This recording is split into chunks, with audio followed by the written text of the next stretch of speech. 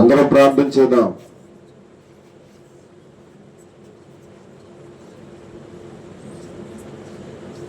అందరం ప్రార్థన చేద్దాం. ప్రభువా, ఈ రోజు వరకు, ఈ పూట వరకు నడిపించినందుకు మీకు స్తోత్రాలు. నోరు తెరిచి ప్రార్థన చేయాలా?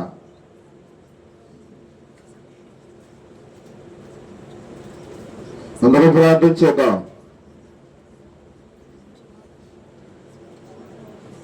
ప్రతి ఒక్కరూ ప్రార్థన చేయాలా?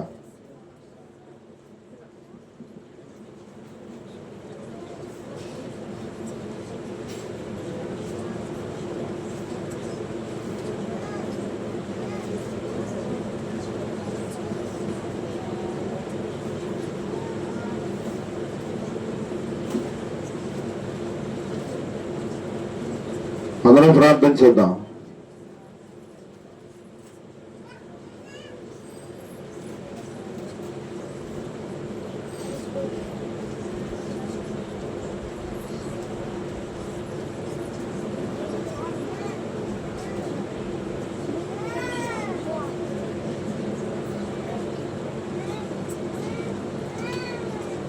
అందరం ప్రార్థన చేద్దాం.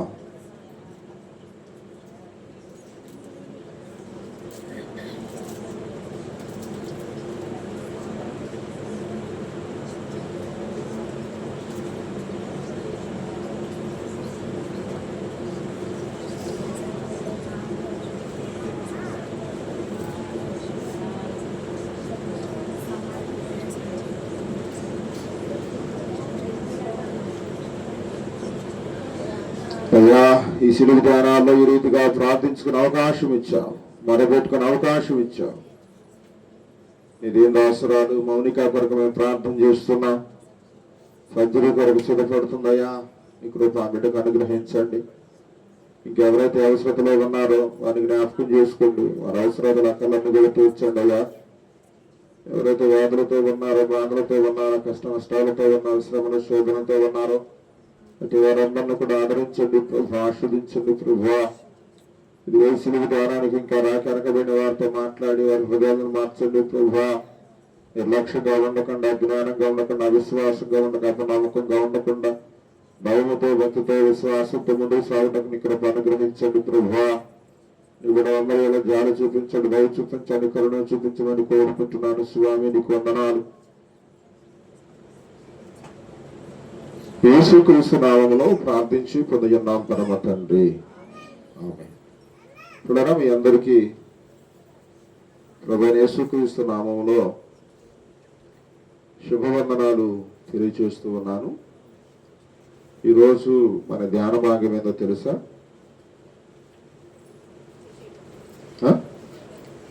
గొర్రె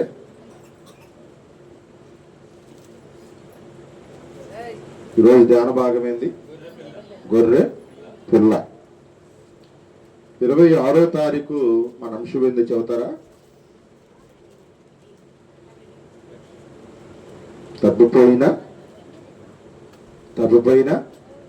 గొర్రె. పిల్లరా, ఈ రెండు సంగతులు ఆల్మోస్ట్ ఆల్ దగ్గరగా ఉంటాయి.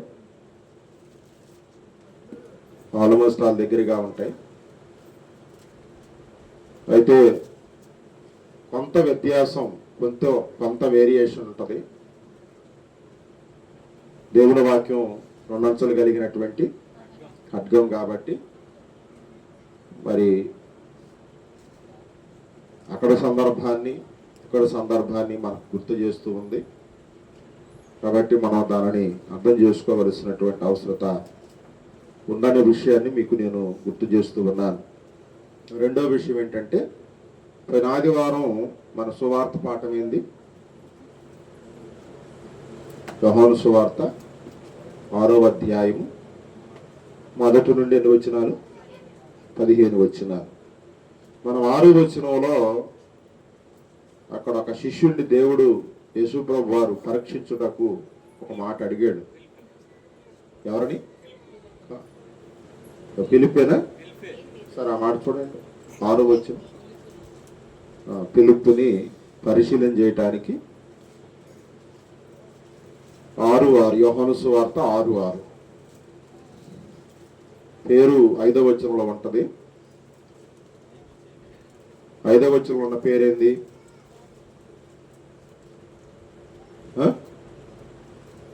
5వ వచనంలో ఉన్న పేరేంది? ఫిలిప్పేనా? 5వ వచనంలో ఏ పేరు ఉంది చెప్పండి. ఎన్నో ఎంతసేపు బైబిల్ చూశారు? అదే పేరే పేరు, అది ఫిలిప్పు. అదే ఆ ఫిలిప్పుని అడిగాడు దేవుడు. అతన్ని ఏం చేయడానికి అడిగాడు?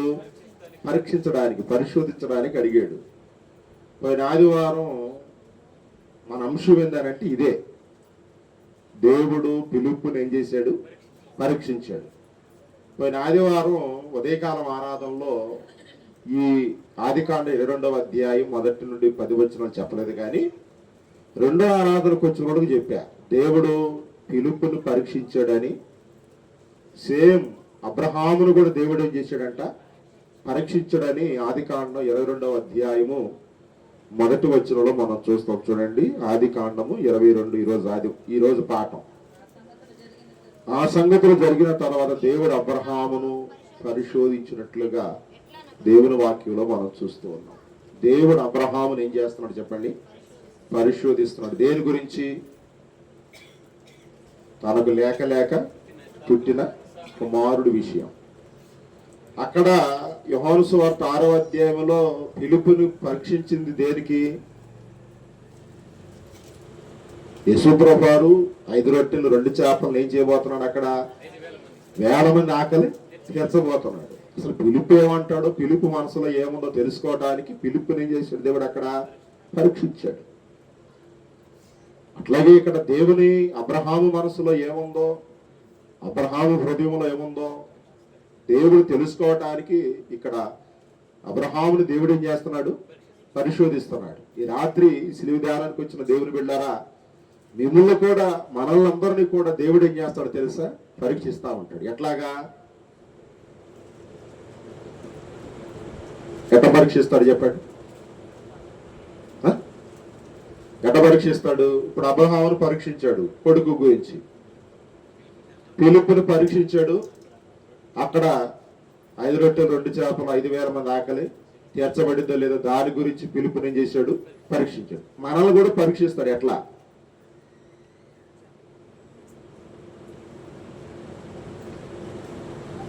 చెప్పండి? ఎట్లా పరీక్షిస్తాడు మనల్ని?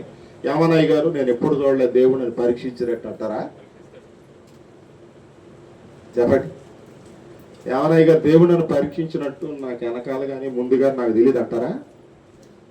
చెప్పండి, దేవుడు మనల్ని ఎట్లా పరీక్షిస్తాడు?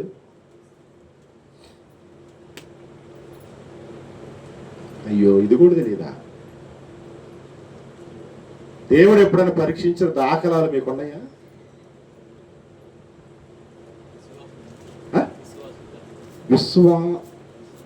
అర్థం కాల. విశ్వాసం ద్వారా పరీక్షిస్తాడా? ఏ విశ్వాసం ఉందో మనకి? ఆవకిందంత విశ్వాసం కూడా లేకపోయా, ఆవకింతంత విశ్వాసం అంటే అంత బాగుండేదో.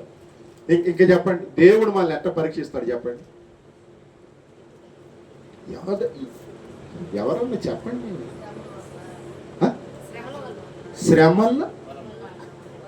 శ్రమల వలన కొంచెం దగ్గరకు వచ్చావు.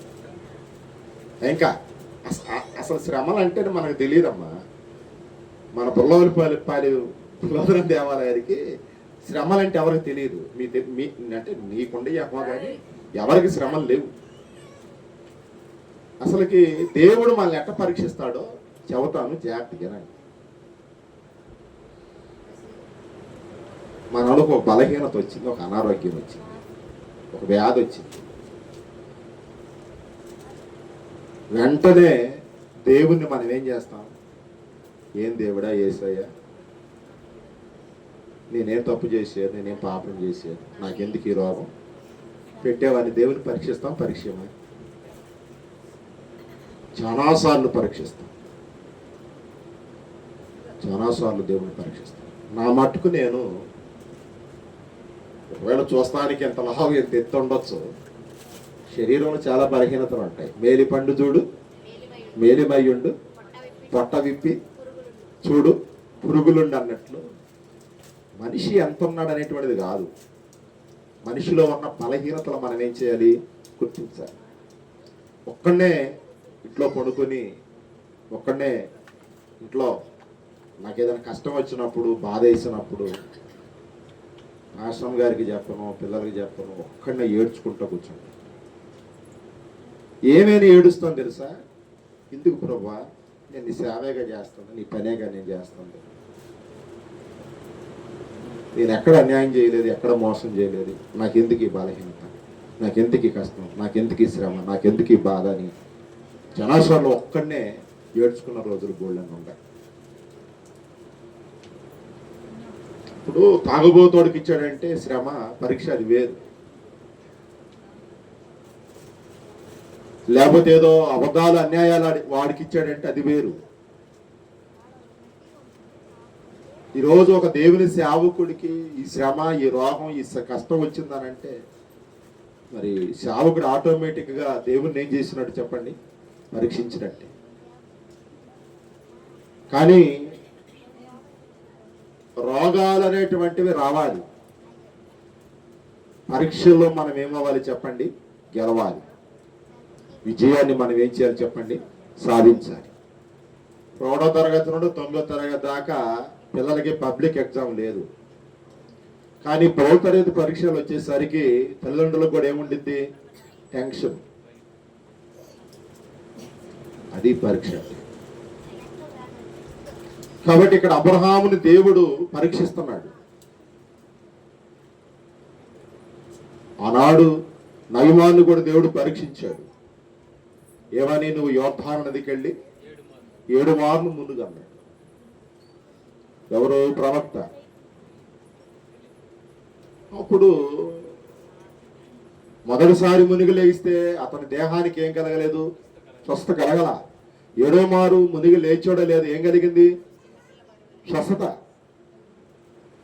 కాబట్టి దేవుని సంగమా, దేవుని బిడ్డారా, దేవుడు ప్రతి ఒక్కరిని ఏదో ఒక రూపంలో, ఏదో ఒక కోణంలో, ఏదో ఒక విషయంలో, ఏదో ఒక సంగతిలో అబ్రహామును పరీక్షించినట్లుగా, అక్కడ శిష్యుల్ని పరీక్షించినట్లుగా మనలందరినీ కూడా దేవుడు ఏం చేస్తా ఉంటాడు చెప్పండి? పరీక్షిస్తా ఉంటాడు. ఆ పరీక్షకి అబ్రహాము నిలబడినట్లుగా మనం కూడా ఏం కావాలి చెప్పండి? నిలబడాలి. ఎలా నిలబడ్డాడో చూడండి, ఏం జరిగిందో చూడండి. 2వ వచనంలో, నీకొక్కడయ్యున్న నీ కుమారుణ్ణి అనగా నువ్వు ప్రేమించు ఇస్సాకును తీసుకొని ఎక్కడికి వెళ్ళి అన్నాడు? మొరియా దేశమునకు వెళ్ళి అక్కడ నేను నీతో చెప్పు పర్వతం మీద ఒక దాని మీద నువ్వు అతన్ని ఏం చేయాలి? ఇది చిన్న విషయమా? ఇది చిన్న పరీక్ష? ఇది చిన్న విషయమా? నేను చూపించే దేశం వెళ్ళాలి, అక్కడ నేను చెప్పే పర్వతం మీదకి నువ్వు వెళ్ళాలి, అక్కడ నేను చెప్పినట్లుగా నువ్వు నీ కుమారుని ఒక్కడయ్యున్న నీ కొడుకుని నువ్వు నాకు ఏం చేయాలి? బలిగా. ఇది సామాన్యమైన విషయం కాదు, ఇది చిన్న విషయం కాదు. ప్రతిరోజు శిలువ ధ్యానాల్లో ఏదో ఒక హెచ్చరిక నీ దగ్గరకు వస్తుంది, ఏదో ఒక హెచ్చరిక నీ దగ్గరకు వస్తుంది. నువ్వు స్వీకరిస్తున్నావా? ఈ హెచ్చరిక నాకే, ఈ హెచ్చరిక మాకే, ఈ హెచ్చరిక మనకే అని అనుకుంటున్నావా? దేవుడు ఏమంటున్నాడంటే, నేను నీకు చూపించే ఏంటది? పర్వతంలో దగ్గరికి నువ్వు వెళ్ళాలి. నేను చూపించే పర్వతం దగ్గరికి వెళ్ళాలి. నువ్వు అక్కడికి వెళ్ళి ఏం చేయాలి?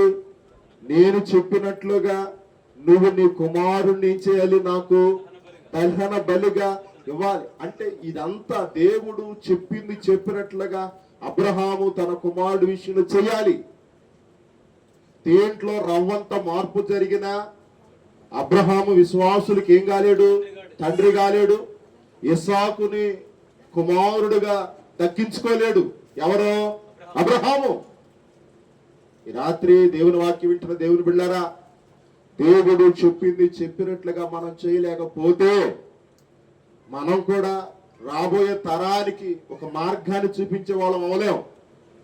రాబోయే రోజుల్లో మన బిడ్డల్ని మనం రక్షించుకోలేం. ఇది మీరు గుర్తుపెట్టుకోవాలి. ఇక ఆ తర్వాత 3-4 వచనాలు మనం చూస్తే, ఇక లేచాడు అబ్రహాము, లెగిసాడు, గాడిదని సిద్ధం చేసుకున్నాడు, గంటలు కట్టాడు, పనివారిని సమకూర్చుకున్నాడు, ఇసాకుని వెంట పెట్టుకున్నాడు, కట్టెలన్నీ కూడా సమకూర్చుకున్నాడు.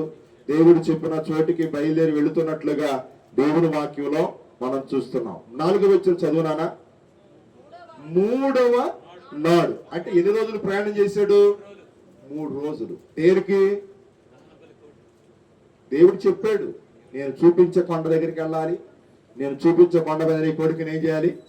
దహన బలి అర్పించాలి. 3 రోజులు ప్రయాణం చేశాడు. పిల్లరా, ఒక్క పూట దేవుని సన్నిధికి రావటానికి మనకి చాలా కష్టంగా ఉంది, బాధగా ఉంది, ఇబ్బందిగా ఉంది, ఇరిటేషన్గా ఉంది. అట్లాంటిది 3 రోజులు ప్రయాణం చేసి దేవుడు చూపించిన కొండ దగ్గరికి వెళ్ళాడు. ఎవరో? అబ్రహాము. 3 రోజులు ప్రయాణం చేశాడు. 3 రోజులు తర్వాత ఉన్న మాట చూడండి. అబ్రహాము కన్నులెత్తి దూరము నుండి ఆ కొండను, ఆ చోటును, ఆ స్థలాన్ని చూచినట్లుగా దేవుని వాక్యం చూస్తూ దూరం నుండి చూసి అంటున్నాడు తన పనివారితో, మీరు గాడిదతో ఇక్కడే ఉండండి, నేనును ఈ చిన్నవాడును అక్కడికి వెళ్ళి దేవునికి మొక్కి మరలా మీ యొద్దకు వచ్చేదమని ఎవరితో చెప్పాడో? పని వాళ్ళని దూరంలోనే ఆపేసాడు. ఎవరిని? పనివారిని దూరంలోనే ఆపేసాడు. దేనికి? దేవునికి బలి ఇయ్యాలి. దేవునికి అర్పణ కూడా పక్కన వాళ్ళకి తెలియకూడదు, పక్కన వాళ్ళు చూడకూడదు అని, పక్కన వాళ్ళు ఆ స్థలంలోకి రాకూడదు అని చెప్పి వాళ్ళని దూరంలో ఆపేసినట్లుగా ఈ యొక్క 5వ వచనంలో మనం చూస్తూ 6వ వచనం చూడండి. దహన బలికి కట్టెలను తీసుకుని తన కుమారుడు ఇస్సాకు మీద పెట్టి తనతో నిప్పును కత్తిని పట్టుకొని పోయాను. వారిద్దరూ కూడి వెళ్ళుచుండగా ఇస్సాకుకు తన తండ్రి అబ్రహాముతో, నా తండ్రి అని పిలిచాను. అందుకు అతడు, ఏమి నా కుమారుడు అనేను.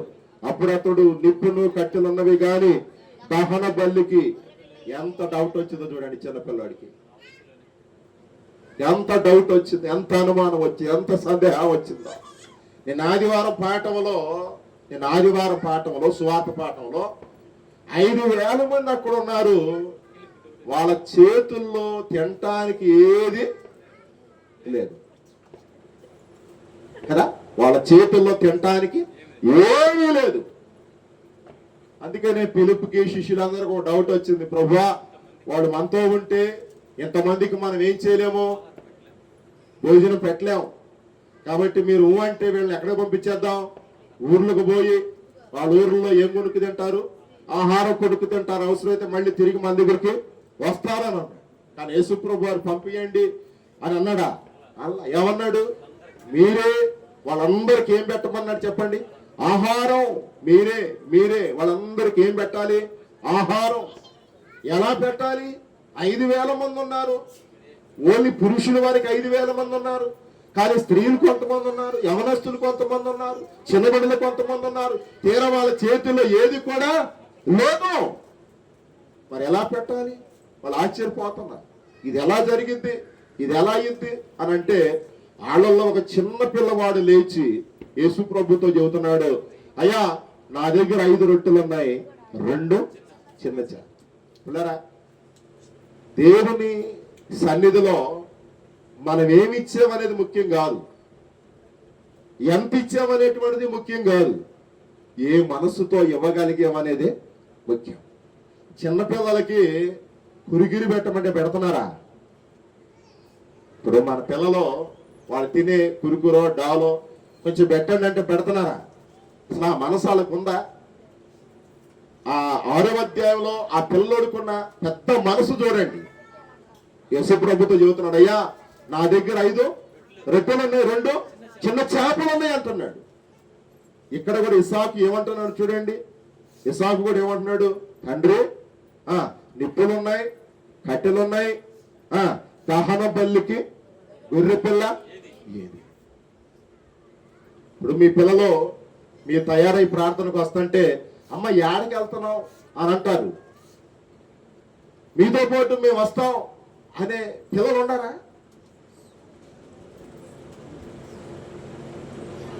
చెప్పండి ఈ మాటకు ఆన్సర్, ఈ మాటకు జవాబు చెప్పండి, ఈ మాటకి జవాబు చెప్పండి. ఇప్పుడు మీరు దగ్గర 25 రోజులుగా ఈ శిలువ ధ్యానానికి వస్తున్నారు. ఒకవేళ 1-2 రోజులు ఆగితే ఆగొచ్చు, తప్పులేదు. 25 రోజులుగా సిలువ ధ్యానానికి వస్తుంటే మీరు మీ బిడ్డలతో, మీరు మీ కోడలతో, మీరు మీ కుమార్తెలతో, మీరు మీ యొక్క కుమారులతో, మీ భర్తలతో దేవుని సన్నిధికి రాగలిగారా? సిలువ ధ్యానం అంటే అంత నిర్లక్ష్యమా? సిలువ ధ్యానం అంటే అంత అగౌరవమా? సిలువ ధ్యానం అంటే ఏందో మీకు అర్థం కావట్లా. నేను ఫస్ట్ రోజు చెప్పా, ఈ 40 రోజుల తర్వాత ఈ ఆశీర్వాదాన్ని మీరు చూడబోతున్నారని ఆమె చెప్పాలి. ఇక్కడ 40 రోజుల తర్వాత ఈ అద్భుతాన్ని మీరు చూడబోతున్నారు. 40 రోజుల తర్వాత ఈ మేలుని, ఈ ఆశీర్వాదాన్ని మీరు చూడబోతున్నారు. నీకు ఇప్పుడు అర్థం కాదు. 7వ మారు మునిగి లేచిన తర్వాత నయమానికి అర్థమైంది ఏమొచ్చిందని, స్వస్థ వచ్చిందని. హిజ్కియా గోడ తట్టు తిప్పి ప్రార్థన చేసినప్పుడు అర్థమైంది. మళ్ళీ 15 సంవత్సరాలు ఏం పొడిగింది? ఆయుష్. ఈ 40 రోజులు అయిన తర్వాత చూడాలా ఈ ఆశీర్వాదం ఏంటో. ఈ 40 రోజుల తర్వాత చూడాలి ఈ దీవెన ఏంటో మీకు తెలిసింది. అప్పుడు మీరే చెప్పుకుంటారు సాక్ష్యం. ఇక రోజు సాక్ష్యాలే.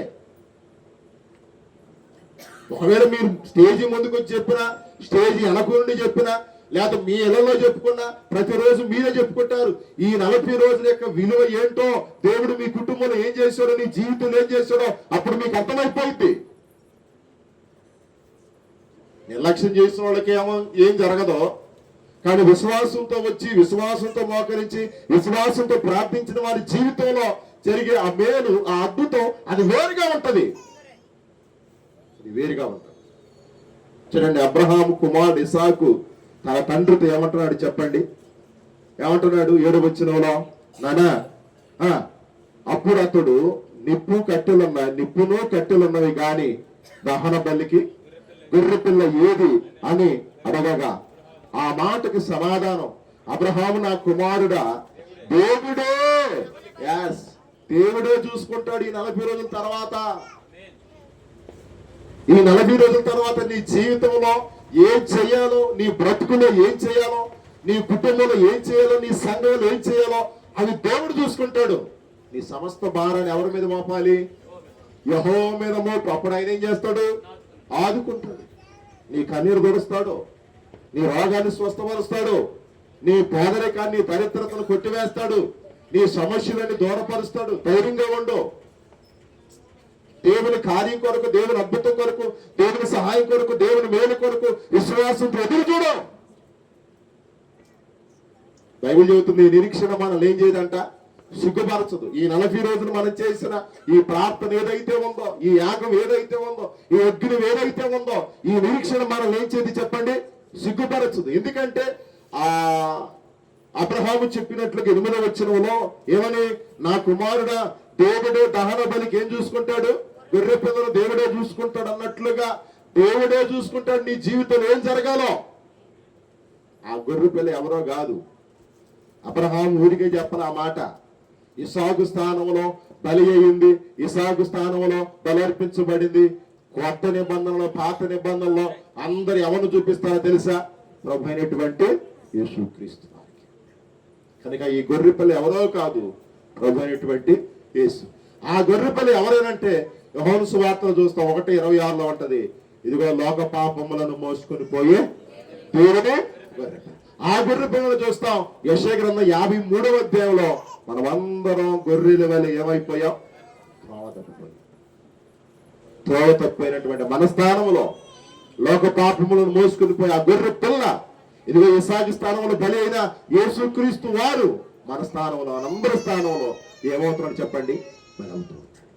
కాబట్టి నీ స్థానంలో, నా స్థానం, మనందరి స్థానంలో బలయ్యేది ఎవరో కాదు, మన ప్రభు అయినటువంటి యేసయ్య. ఈ సిలువ ధ్యానాలు ఎందుకంటే ఆయన మన కొరకు బలయ్యాడు కాబట్టి, ఆయన మన కొరకు మరణించాడు కాబట్టి, ఆయన మన కొరకు సిలువకి ఎక్కాడు కాబట్టి, ఆయన మన కొరకు ప్రాణం పెట్టాడు కాబట్టి, ఆయన నీ స్థానంలో నిలబడి ఎన్నో చేశాడు. ఇక రానున్న రోజుల్లో నీ కోసం ఎన్నో చేయబోతున్నాడు. అలా చెయ్యాలంటే నమ్మి, విశ్వసించి దేవుని సన్నిధికి రా, దేవుని కార్యాన్ని కళ్ళారా చూస్తాం. అటు కృపా పరిశుద్ధాత్మ దేవుడు నీకు, నాకు, మనందరికి దయచేయను గాక. ఆమె సమస్త జ్ఞానానికి మించిన దేవుని సమాధానం యేసుక్రీస్తు వల్ల మీ హృదయాలకి తలంపులకి కాపులు ఉండును గాక. ఆమేన్. నాశనకరమగు గోంచల నుండి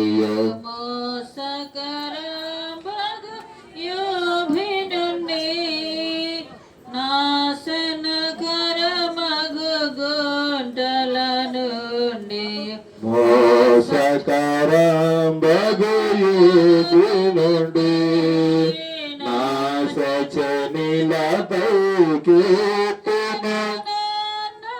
చాచి పదాంబున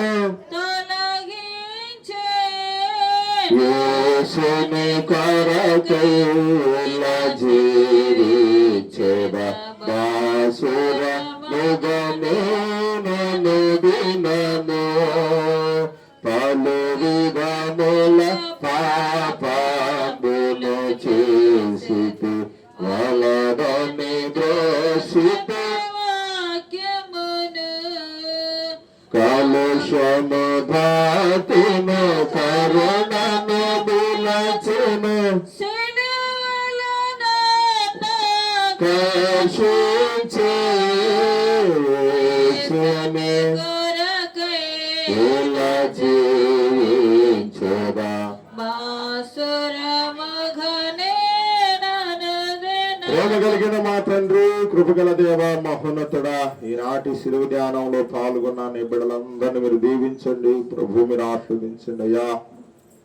ముఖ్యంగా ఎవరైతే నాయన శిలువ ధ్యానానికి వచ్చినట్టు వారిని దీవించండి ప్రభు, ఆశీర్వదించండి అయ్యా. ఇదిగో గొర్రె పిల్లగా మా స్థానములో బలి అయిన యేసయ్యా, గొర్రె పిల్లగా మా స్థానములో వధించబడిన యేసయ్యా, గొర్రె పిల్లగా ఇస్సాకు బదులు మరణించిన యేసయ్యా, నీకు స్తోత్రాలు స్తోత్రాలు నాయన. ఇదిగో నువ్వు లోక పాపములను మోసుకొని పోయే దేవుని గొర్రె పిల్లవు నాయన. ఈనాడు నా పాపము నా మీద లేదనంటే, ఈనాడు నీ ప్రజలు వారి మీద వారి పాపము లేదు అనంటే, నువ్వు మోసుకుని వెళ్ళిన లోక పాపములను మోసుకుని పోయిన దేవుని గొర్రె పిల్లవు నాయన. కాబట్టి ఇక్కడ ఎవరెవరు ఏ పాపంతో ఉన్నారు, ఏ శాపంతో ఉన్నారో వారి పాప దోషుల అతిక్రమలన్నీ కూడా మీ ప్రియకుమారుడు మా రక్షకుడు యేసుక్రీస్తు నామములో క్షమించమని మన్నించమని కోరుకుంటున్నానయ్యా. మరి ముఖ్యంగా మౌనిక కొరకు నేను ప్రార్థన చేస్తున్నాను, నా ఆపరేషన్ కొరకు నేను ప్రార్థన చేస్తున్నాను. నీ కృపను దయచేయండి, నీ కాపుదలు దయచేయండి, నీ హస్తాన్ని చాపండి, మేలు చేయండి, ఆదరించండి. ఆర్థిక పరమైన అవసరాలన్నీ కూడా మీరు తీర్చండి. ఇంకా ఎవరైతే బాప్తీసాల కొరకు సిద్ధపడాలనుకుంటున్నారో వారితో మాట్లాడండి. పరిశుద్ధ గురువారం, శుభ శుక్రవారం ముందు రోజునైనా బాప్తీసాలు ఇవ్వాలని ఆశపడుతూ ఉన్నాం. ఇంకా ఎవరైతే మారు మనసు పొందలేదో వారందరూ కూడా మారు మనసు పొంది పరిశుద్ధ గురువారం నాడు శుభ శుక్రవారం ముందు రోజు రాత్రి అయా మీరు అప్పగించబడిన రాత్రి ఆ రోజు బాప్తీసాలు ఇవ్వాలని అనుకుంటూ ఉన్నాం. కనుక కొంతమందినైనా ఆ రోజు మీరు సిద్ధపరచమని ప్రార్థన చేస్తున్నాను అయ్యా. అయ్యా ఇప్పుడున్న నీ బిడ్డలందరూ మీరు జ్ఞాపకం చేసుకోండి, దీవించండి ప్రభు, మీరు ఆస్వాదించండి, ఆయురారోగ్యాలు దయచేయండి అయ్యా. ఎవరికి అవసరతలు ఉన్నాయో, ఎవరికి కొరతలు ఏ కొద్దులు ఉన్నాయో మీరు తీర్చమని ప్రార్థన చేస్తున్నాను ప్రభు. కుటుంబాల్లో శాంతి సమాధానం, బిడ్డల జీవితాల్లో రక్షణ, మారు మనసు దయచేయండి అయ్యా. ఇంకా ఎవరు కూడా నిర్లక్ష్యం చేయకుండా, ఇంకెవరు కూడా అజ్ఞానంగా విశ్వాసంగా ఉండకుండా నీ యొక్క భయము భక్తి విధేయత కలిగి నీలో ఫలించే బిడలుగా, నీలో చిగురించే బిడలుగా వారిని సిద్ధపరచండి. బిడలు చేసి ఉద్యోగాలు, వ్యాపారాలు, వ్యవసాయ పనులు, ప్రయాణాల్లో తోడుగా నీడగా అండగా పండగ ఆధారముగా ఉండమని ప్రార్థన చేశాం. మే నెలలో ఈ ఏప్రిల్ నెలలో ప్రవేశింపజేశావు. ఇగోనైనా మొదటి రోజు అంతగా నిన్నంత తోడుగా ఉన్నావు. ఈ 2వ రోజులో మమ్మల్ని ప్రవేశపెట్టావు. ఈ రోజంతా కూడా నీ కృపను అనుగ్రహించడం నీ స్తోత్రాలు. రేపటి కొరకు ఈ ప్రజలను నన్ను సిద్ధపరచండి ప్రభు. మాకు కాదు యెహోవా, మాకు కాదు, కేవలం ఈ పరిశుద్ధ నామమునకి మహిమ తెచ్చుకోండి. ఆలయం కొరకు ప్రార్థన చేస్తున్నాం, ఆలయ అవసరతల కొరకు ప్రార్థన చేస్తున్నాం, ఆలయంలో కొరతల కొరకు ప్రార్థన చేస్తున్నాం, పెయింటుల కొరకు ప్రార్థన చేస్తున్నాం, ఆర్థిక పరమైన మండల కొరకు ప్రార్థన చేస్తున్నాం. ఆకాశం పెట్టండి, పట్టణాల్లో దీవుల వారికి దయచేయండి అయ్యా. అందరూ కష్టపడి పని చేసుకుంటున్నారు. ఆలయ నిర్మాణానికి వారి వంతులో సహాయ సహకారాలు అందించడానికి నీ కృప దయచేయమని కోరుకుంటున్నాను. ఈ ఆరాధన ముగించుకుని మా గ్రహాలు వెళుతుండగా నీ దీవులతో నింపి తృప్తిపరిచి పంపించండి. యేసు నామములో ప్రార్థించి పొందుతున్నాం పరమ తండ్రి. లోకమందున మా తండ్రి నామ పరిశుద్ధపరచబడుగా, రాజ్యం వచ్చునుగా, నిజ పరలోకమందు నెరవేరినట్లు భూమి నెరవేర్చబడునుగా. మన ఆహార దయచి మన అపరాధము చేసిన వారిని క్షమించబడిన మా అపరాధాలు క్షమించి శోధ రాజ్యము శక్తి మహిమ నిరంతరం నీవే నామ తండ్రి. ఆమేన్. ఆమె తండ్రి కుమార పరిశుద్ధాత్మ త్రియేక దేవుని దీవెనలో ఈనాటి శిలువ ధ్యాన కూడికలో పాల్గొన్న మీకు మీ కుటుంబాలకు దేవుడితో నడిపించి కాపాడును కాక. ఆమేన్. తండ్రికి సుతనికి పరిశుద్ధాత్మకును కలుగుగాక. మహిమా కరగాక సదాకాల యుగ యుగములకును కలుగునా. ఆమేన్. అందరూ కొందనాలు రేపు దీవించుకుంటాం. రేపుడు కొరకు సిద్ధపడదాం.